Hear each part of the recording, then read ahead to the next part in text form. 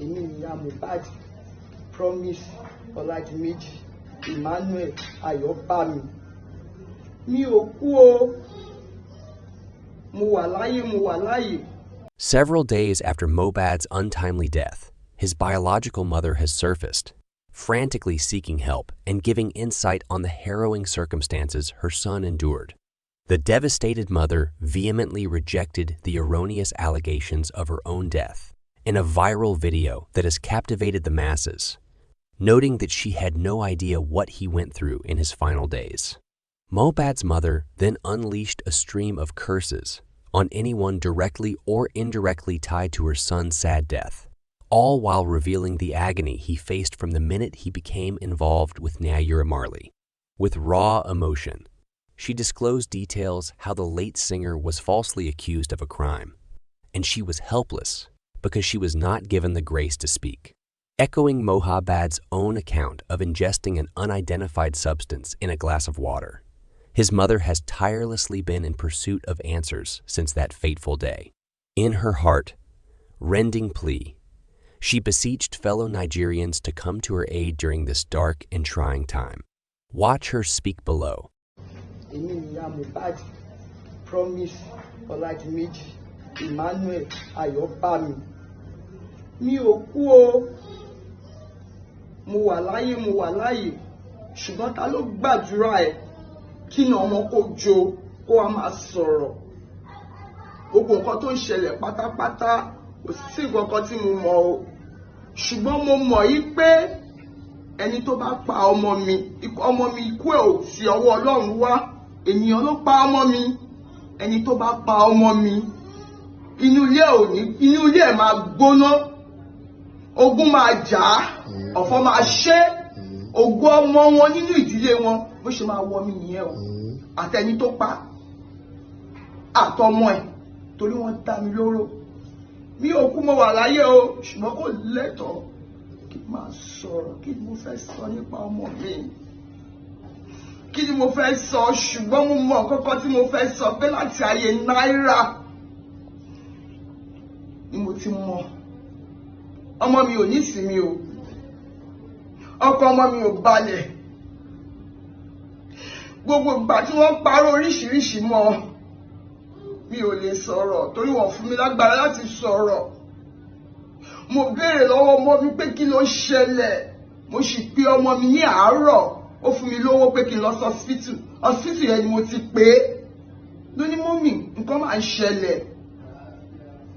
Ìgbà tí wọ́n wá mú tọ́rọ̀ ṣẹlẹ̀ kò sí bẹ́ẹ̀ o, studio ló wà tó lọ kọrin. Ṣùgbọ́n gbà tó mọ̀ pé nǹkan ṣẹlẹ̀ yẹn ló sáré wá. Mo wá bí pé kí ló ṣẹlẹ̀ gan? Kó ṣàlàyé mi ni mo bí ẹ. Èmi láyé ẹ̀ mi dẹ̀ lọ́rùn ẹ̀. Ó ní mọ́mì nǹkan tó ń mọ̀ pé òun wá láti nǹkan gbọ́ pé nǹkan ṣẹlẹ̀ lòun ṣe wá. Ó ní wọ́n ṣàkó àwọn lọ. Ó ní ṣùgbọ́n omi lọ fún òun tóun mọ nǹkan tó ṣẹlẹ̀ sí òun mọ́. Ó ní omi lọ fún òun mọ́ tóun mọ nǹkan tó ṣẹlẹ̀ mọ́. Ìgbà yẹn ni mo ti kò sí. Ìgbà yẹn ni mo ti kò tí ẹ gbà mí. Mo dúró kò sí bí a máa sákiri ní èdè àtọmọ mi. Ó ti kú ó rí mi èmi ò rí. A máa sákiri ní. Kò lè sùn, ìbẹ̀rù, ìfòyà ní Promise fi kú. Àyà jíjá ti pọ̀ jù. Tó bá yẹ kó lọ sí ṣòmí gan kò ní lè lọ. Wọ́n láwọn náírà bọ̀. Ojoojúmọ́ náà nà án. Kò sẹ́ni tó máa pè mí, àwọn tó máa ń pè mí gan mi nímọ̀.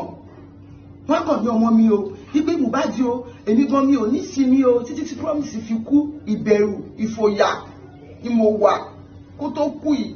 10 days ni mo lò nínú ilé ẹ̀. Àfìgbà tí ìjọ Sátidé ni mo kúrò nílé ẹ̀. Àfìgbà tí máa gbọ́ òkú ọmọ mi ní ọjọ́ Monday. Mo sì pè ìyàwó ẹ̀ ní ọjọ́ Monday a jọ sọ̀rọ̀. Kò ju wákàtí kan lọ. Wọ́n pè mí. Èmi gan ni mo tún pè. Wọ́n pè mí pé mọ́mì òun ò ní ṣòkú ọmọ o, òun ò ní ṣòkú ọ̀gbọ́n o. Mo ní kí ni? Inú ilé ẹni mo wà yìí ṣó yẹ kí tún máa wà nínú ilé ọmọ mi mi lè wọ bẹ́ẹ̀. Wọ́n ṣe àbẹ̀ mi pé kí n wá jó kí n wá ni. Ẹ gbà mí ẹ̀yin ọmọ Nàìjíríà, ẹ gbà mí ẹ̀yin abiyamọ. Ẹ̀yin abiyamọ, ẹ gbà mí, gbogbo ọ̀rọ̀ tó ń sọ irọ́ ni. wọ́n ló ya wèrè ẹ̀ mọ́ nǹkan tó ń pò ní ya wèrè ni.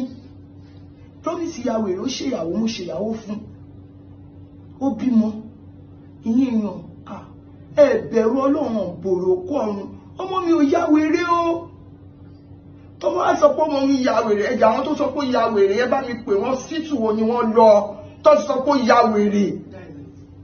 Hospital wo ó ṣàna hospital tí wọ́n lọ gbọ́ hospital tó ń lò tó fi ló ya wèrè resort wèrè dà.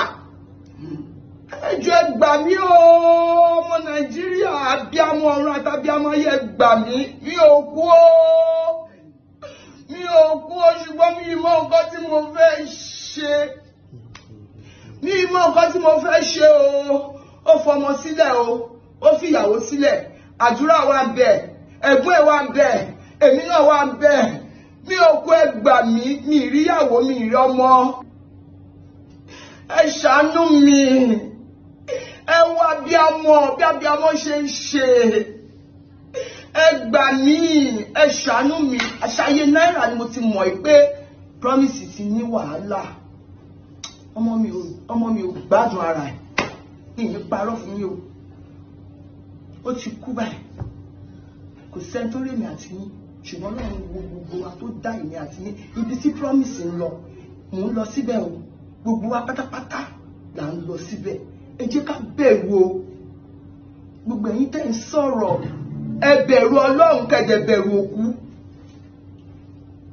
ẹ bẹ̀rù tó bá gbé Promise lè yọ sí wa ní kókó yọ sí wa kó wá ṣàlàyé ọ̀rọ̀ yìí. Ọmọ mi ò ya wèrè gbogbo ọ̀rọ̀ tó ń sọ láti ọjọ́ yìí ó tún wá sọ pé ọmọ mi ya wèrè ó ní mental problem ẹ gbà mí.